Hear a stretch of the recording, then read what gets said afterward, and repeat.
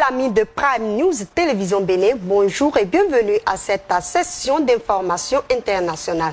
Nous ouvrons avec l'actualité politique togolaise. L'adoption de la nouvelle constitution a ouvert la polémique sur le règne du président Gnassingbé au pouvoir depuis 2005 à la suite de son père qui a passé 3 décennies au pouvoir. En effet, le vote initialement prévu pour le 13 avril 2024 avait été repoussé au 20 et maintenant au 29 avril prochain.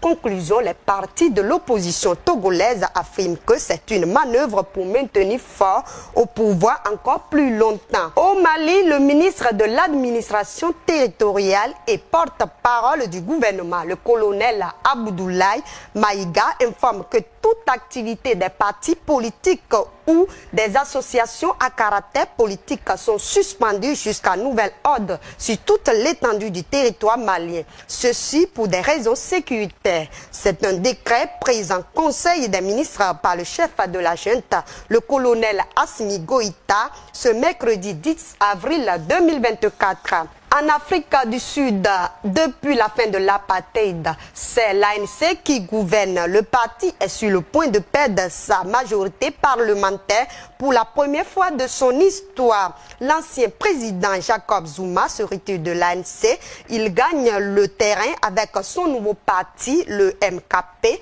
qui grimpe à 13% d'intention de vote, ce qui fragilise davantage l'ANC.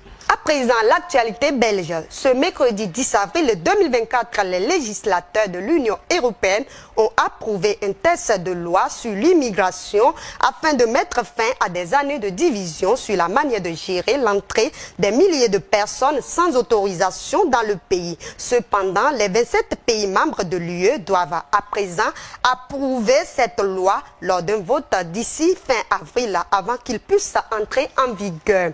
En Corée du Sud, selon les résultats des élections législatives de ce mercredi 10 avril 2024, l'opposition de centre-gauche vient à la tête des élections avec 176 des 300 sièges à l'Assemblée nationale.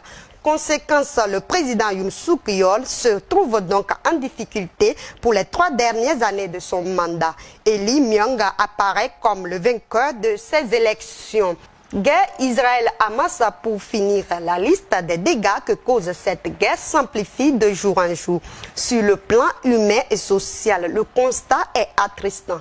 Plus de 33 500 personnes ont été tuées lors du dernier bombardement selon le ministère de la Santé de Hamas.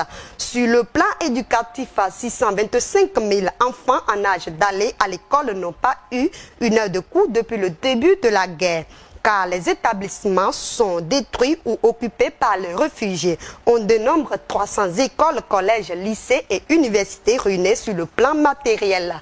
Amis internautes, voici la fin pour la session d'information internationale. Merci de nous avoir suivis et à la prochaine.